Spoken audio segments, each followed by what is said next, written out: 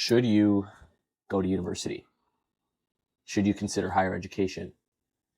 Probably a big question for a lot of people that are going through this system right now.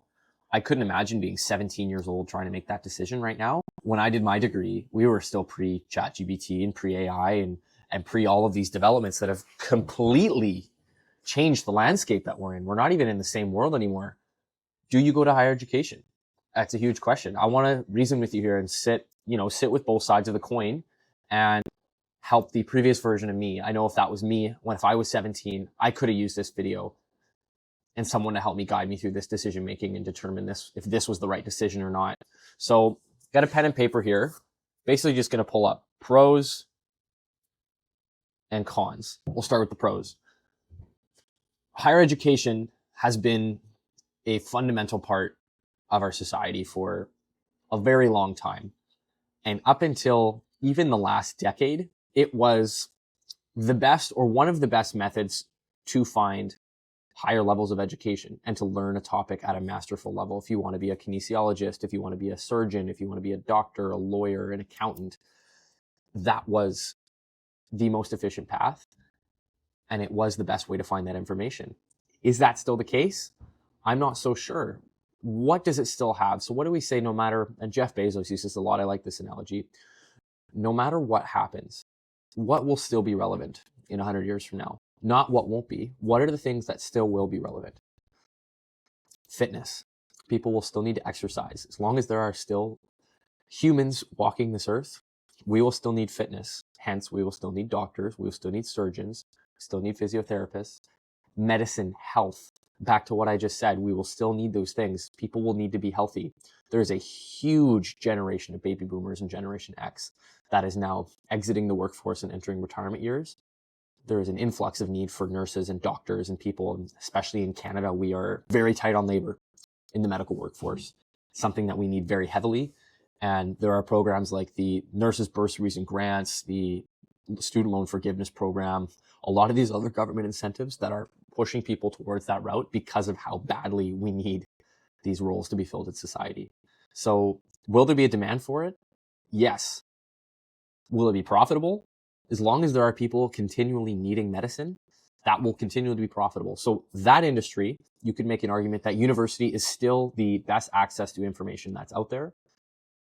But when you take a look at something that was previously viable, like marketing, sales, business, is that still the best option? Or do we have this new level of education that has come out that's now surpassed what higher education is currently offering? Now, to all the people out there that are very heavily pro-university, and I want to reason with you for a moment. There are businesses and entrepreneurs out there that used to require 100-person teams that now are running a business with one person. How is that possible? Software as a service has been completely decimated. What used to cost $5 million now costs a $25 a month Claude subscription and a 10-minute video on how to use Claude Code. I sit here and talk to my computer. I say, this is what I want to do. This is what I want to do. And I can create an entire framework for this. It's completely blown the doors off of personal responsibility and how easy it is to get into these industries. You want to be a business person nowadays? You're going to go learn business from someone who's never started a business themselves, who probably has a task list of things in their current life that they need to be doing that they're procrastinating on. And in fairness, most people do. Who doesn't? There's always going to be things that we're kicking the can down the road on that, we should take action on sooner, but more so than most people. This is not necessarily the cream of the crop, at the exception of, 8 Ivy League schools across the world. Do you really want to be learning that from someone who doesn't have success themselves? Like, you will become your environment. You're going to learn from the people that are around you, whether you like it or not, and you will adopt those habits. Do you want that to be you is really the question you want to answer. Have a look at that person you're learning business from. So what's the alternative? We've seen what was once cable TV to YouTube has now become higher education to personal content creation in school and education communities, creator education courses. The education domain has completely exploded. Now, I'll really quickly say, I am a big believer in education. This is not about, is education a good thing or not? This is about, is university and higher education still the premier level of education, or is there a new competitor and a new contender here?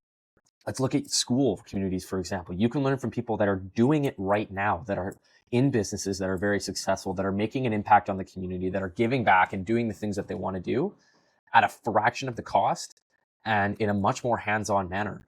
Now, I say that with a grain of salt because a lot of these communities, they're the Wild West. They don't have the reputations that a UBC would have, or a Queens, or a U of T, or a Harvard, Stanford, Princeton. All of these schools that have built 100-year reputations have a more inherent guarantee inside of them that I think there's something worth noting about that. There is a little more risk when it comes to that, for sure. That being said, if we're going to give a point to other education, it's that these are usually run by people that are operating in the business right now. You're not getting textbook experience. They're not reading out of a book. They are reading off of their life script. This is what's worked. This is what hasn't. You watch Dragon's Den or Shark Tank. It's basically that. They're going and pitching ideas. They can teach their community live action. This is what worked for me. I got absolutely burned on this deal and I lost $300,000. I did that, so you don't have to. It comes with making bigger bets. You do have to shove some or all of your chips to the table at some point. The question is, are you okay with that? If you're not, that's okay. You can go to university and you can, take a softer path, and there's nothing wrong with that, but it's become a different world out there. The climate has changed. I needed this video when I was 17 because I went to university. I did a 4-year degree, and, I won't say it was completely useless, but what are you comparing it to? If you compare it to no education, absolutely, it changed the way I think. I met people. It was a great experience. If you compare it to, had I started a business at 17 or 18, or had I hopped on someone's creator community and done that, who's to say? And who's to say? I don't like to live with regrets, but would I be further in my given domain? Probably. Yeah, I would have another 4 years of direct relevant experience without having to bootstrap 4 different ideas on at once just to keep myself afloat. Like, where do you learn from, right? Where do you learn best? For me, it's in the field, and it's going and doing it yourself. Like, that's where I got my experience. Pro to university, it forces you to be there. What university says, no matter what degree you're in a nutshell, is I showed up consistently for 4 years straight to the same place every day, regardless of whether I liked it or not. There is some level of discipline that teaches that I think is harder to find in experiential learning and things that are still being tested as a newer age right now. Not to mention AI and everything else there, but it does force you to show up and to see something to completion. There is a level of discipline there that I think is taught that I will give the pro to. On the other side of that, if you have some level of discipline and you're willing and able to commit to something for even 6 months, I probably could have learned everything that was relevant to what I'm doing right now in university in 6 months, if I'm being honest. Take 4 years, extrapolate 6 months into 4 years. That's what I got. You could compress that into half a year and really rapid fire it, and you could get everything you wanted out of that course. Now there's people doing that. It is much harder to find what's going to be reliable, what isn't. So I'll give you my framework that I give to people. If anyone's considering, I get that conversation comes up sometimes. Should my kids go to university? What does that look like? Or if it's children I'm speaking to, should I go to university? What does higher education look like?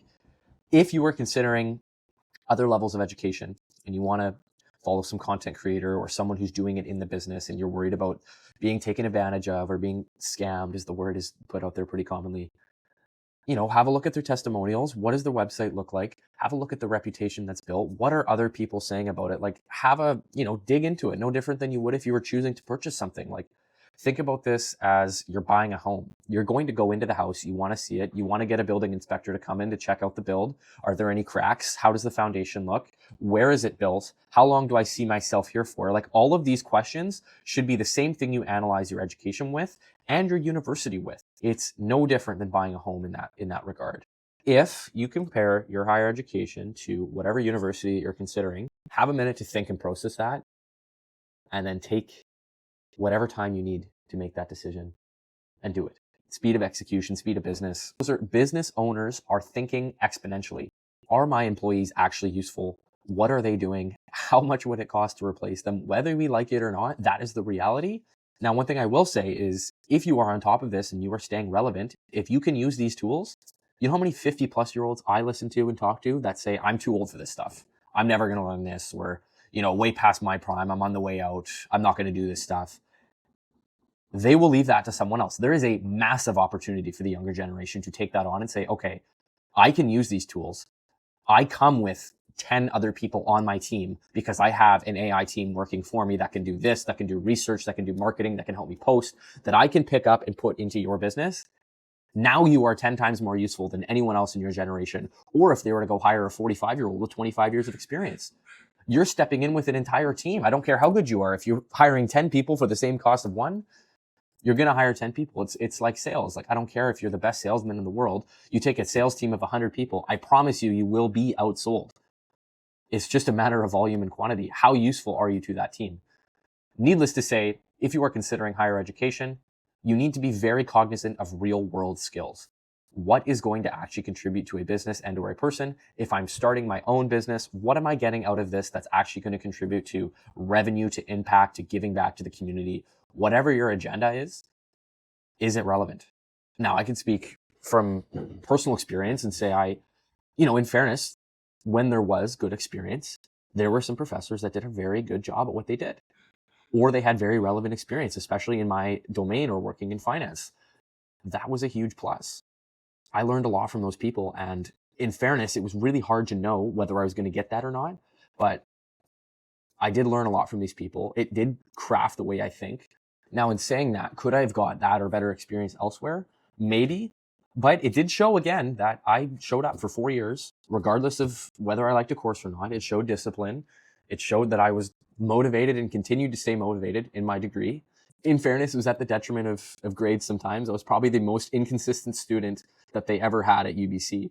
I either shot the lights out or I was barely scraping by, and it was really nothing in between. And I stand by that methodology. If you are getting a lot from a course, go all in. Take whatever you can, meet the professor, meet their friends, get involved in the network, ask more questions, be curious, stay curious. All of the things that would work in starting a business also work in getting more information out of a course.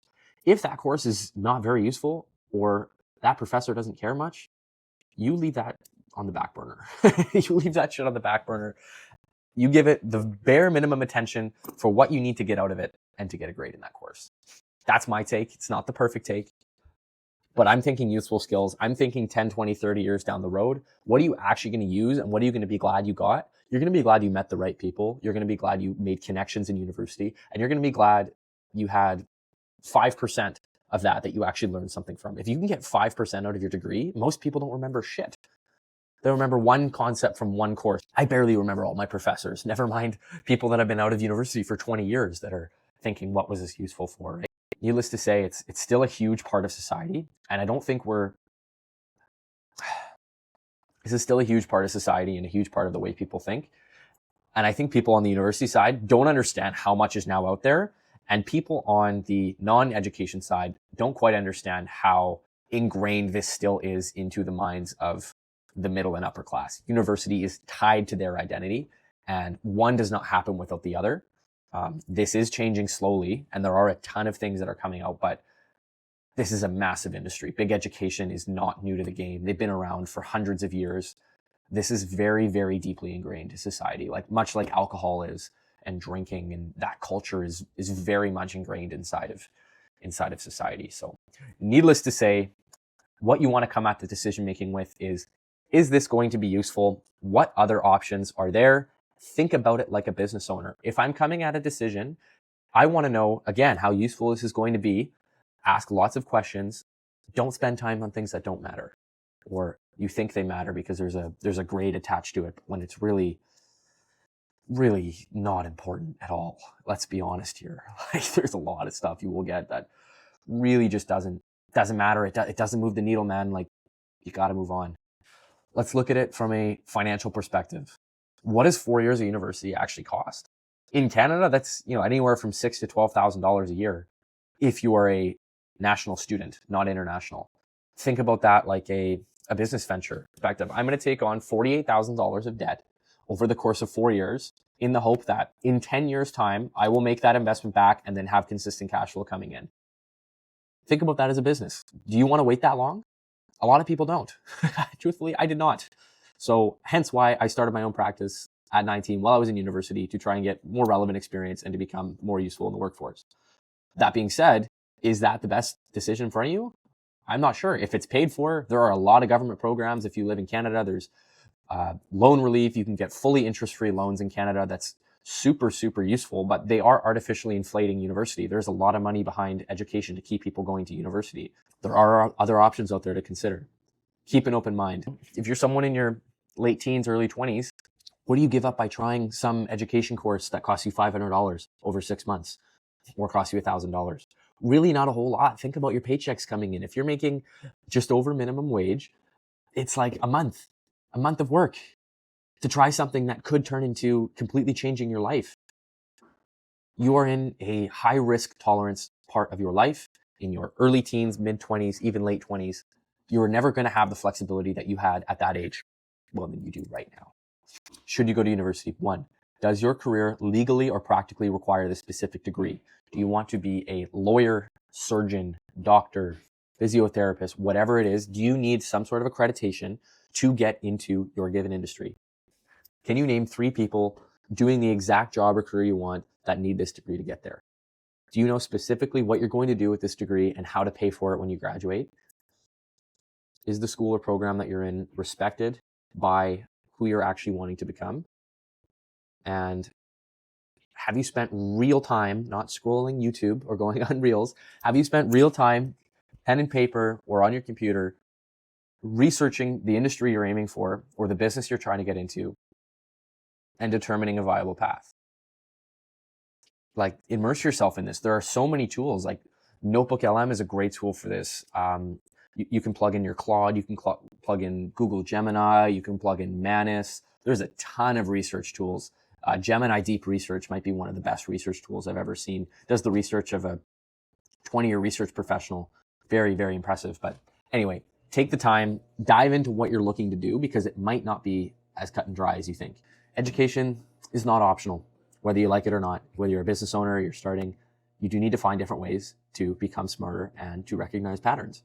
Can you recognize patterns in the real world, implement that into your day-to-day life? If you're an investor or whatever you want to be, can you recognize patterns and can you make yourself useful out of it? Can you make a profit? Can you be useful? Can you give back with that pattern recognition?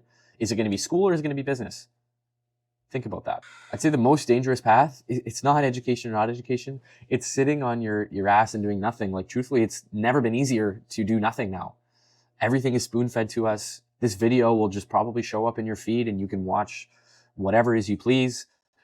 It's a digital world where we're being fed whatever we need at any given day. Always a pleasure, guys. This is my first solo episode, just trying to give this thing a whack.